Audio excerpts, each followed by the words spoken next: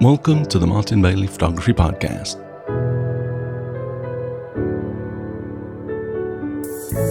It's June 24, 2019, and this is episode 665.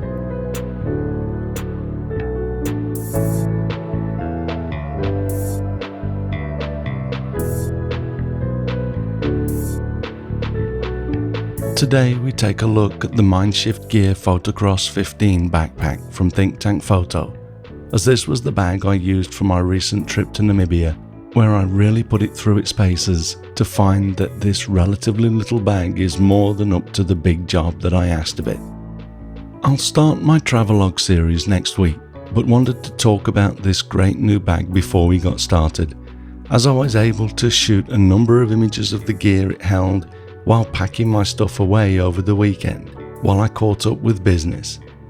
I also shot a number of images of the bag in the field, and as you can see from the clay on the bottom of the bag in this first shot, I gave it a bit of a hammering in the conditions that we work in, but had no issues. The bag is built well, with waterproof zippers and materials, and is resistant to abrasion. I scuffed the bag on dirt, sand, and against the doors in the deserted diamond mine town of Kolmanskop, and there was no damage to the bag.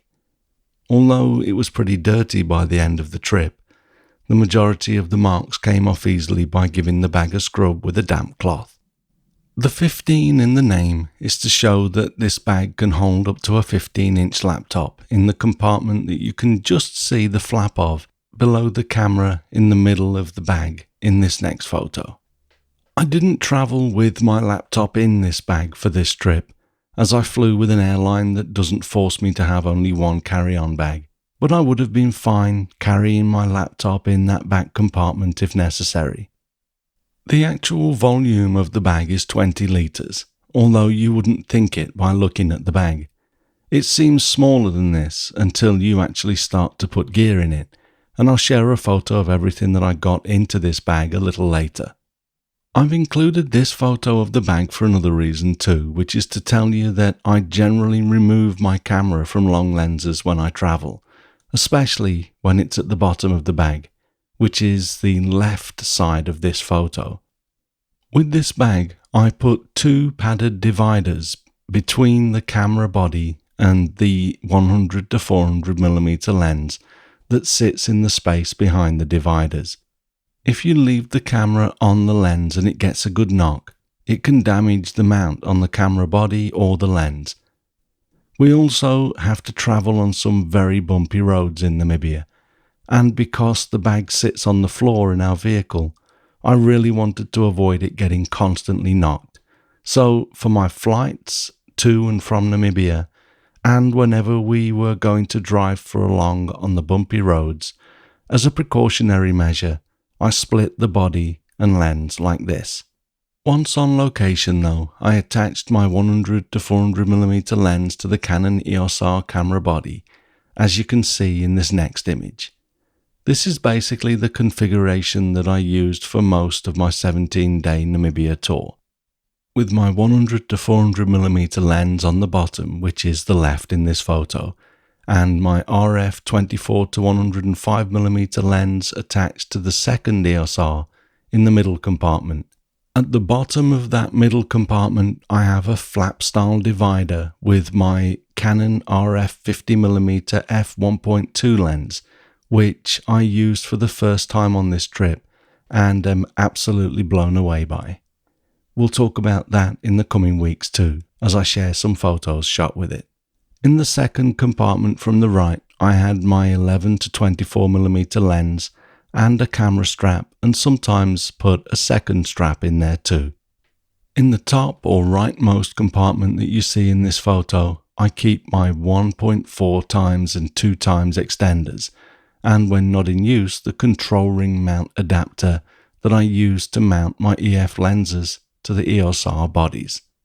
Because I currently only own these two EOS R bodies, I shot these photos with my iPhone, including the next shot, which shows you all of the stuff that I had in this bag out on the table. Then I gave everything a wipe to get the dust and sand off of it before putting my gear into my humidity-controlled camera cabinet. It was a bit of a shock to come back from Namibia, which is really dry, to Tokyo in the rainy season, with humidity up at around 80%, so I wanted to get my gear packed away relatively quickly. The 2 cameras, 4 lenses and extenders, as well as the black pouch with the lens caps on top were all inside the main compartment of the bag, along with one of the camera straps in the earlier photos. The rest was in the pockets in the side flap and the large pocket with the word MindShift printed on it in this photograph. The black patch at the front of this photo between my lens blower and the flashlight is the rain cover that comes with the PhotoCross 15 backpack. Although I'm sure the construction of the bag will protect my gear from light rain, if it starts to pour, it's nice to have a separate cover to put over the bag. I should mention though that the cover is a perfect fit for the bag, and that does not take into account that I might have a large tripod attached to the side of the bag.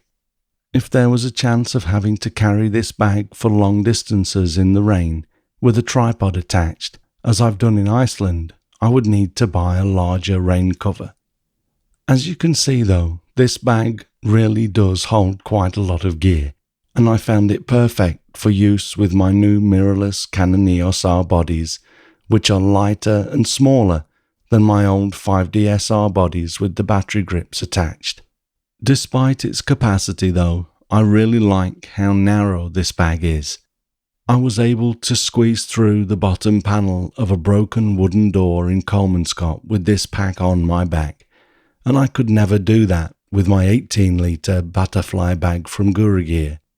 I loved that bag, but it's much wider than this bag. I also think it looks much more like a camera bag than this. I'm finding that international travel with lots of camera gear is getting more and more difficult, so the lighter and less conspicuous my bag looks, the easier it is to travel with. With my new mirrorless cameras, I was actually only slightly over the weight limit for my carry-on bag, but I was never even asked about it. With my bulkier looking bags, it was often weighed, and then we had to go through the rigmarole of moving lenses to my vest pockets, etc. I should also mention that I removed the waist belt that comes with this bag, as it was just not heavy enough to warrant using a belt in my opinion. If I was going to be trekking long distances, I'd be sure to take it, but the most I walked on this trip was an hour or so, as we approached a distant sand dune in Sossusvlei. Removing the belt is easy and reduces the overall footprint of the bag, again making it less conspicuous, so I'm happy to have removed it, and it can be refitted easily should I need it in the future. Okay, so let's take a look at some of the other things that I like about the PhotoCross 15 backpack from MindShift Gear. In addition to its large capacity in a relatively small form factor, I like the side opening configuration, which means if necessary, I can swing the bag around on my shoulder and open up the side flap to change my camera or lens without putting the bag down. The bag comes with 2 straps, and I configured it so that I could attach my tripod to the side of the bag, as you can see in this next image. You can see that I also put a strap on the back of the bag, which I often used to attach a jacket that I wore at dawn most days, but then didn't need as it started to warm up during the day. Even a tripod as big as the one I use sits well on the side of this bag, and you can also attach the second strap to the bottom of the back and attach the tripod to the back instead. A number of times I did find myself having to attach my water bottle to this strap on the back when carrying the tripod attached to the bag, as there's only one side pocket, because of the flap on the right side to get into the bag. There really are no huge demerits that I can point out about this bag, but in addition to the rain cover not being large enough to cover my tripod, and the fact that the bag can only have one side pocket, I do find the bag a little awkward to pack because it leans over when rested on its side. due to the angle of the sides of the bag. If you look at the photos, you'll see that the front of the bag is narrower than the back.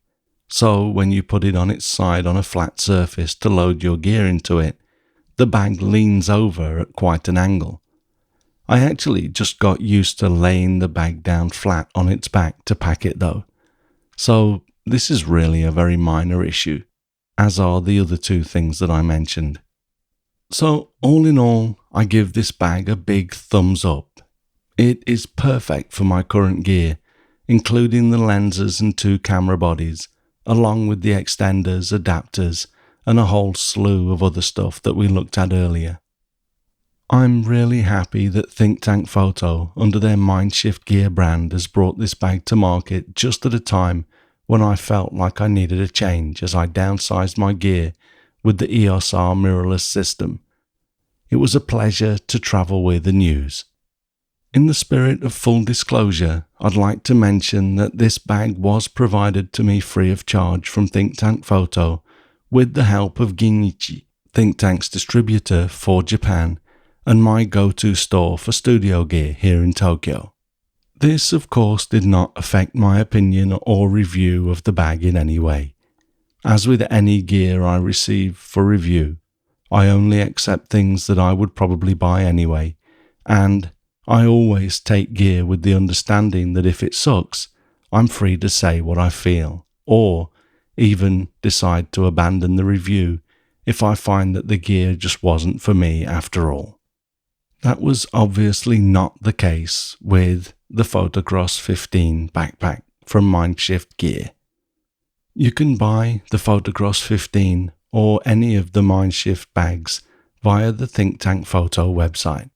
Or if you would like to support this podcast and website, you can use the links that I've put at the bottom of the post for this episode at mbp.ac/665.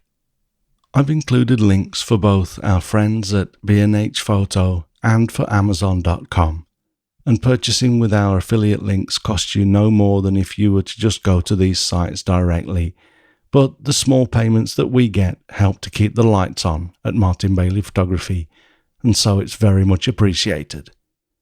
Okay, so we'll wrap it up there for this week, and I'll be back next week as we start our series of travelogue style episodes to walk you through this year's amazing complete Namibia tour and workshop.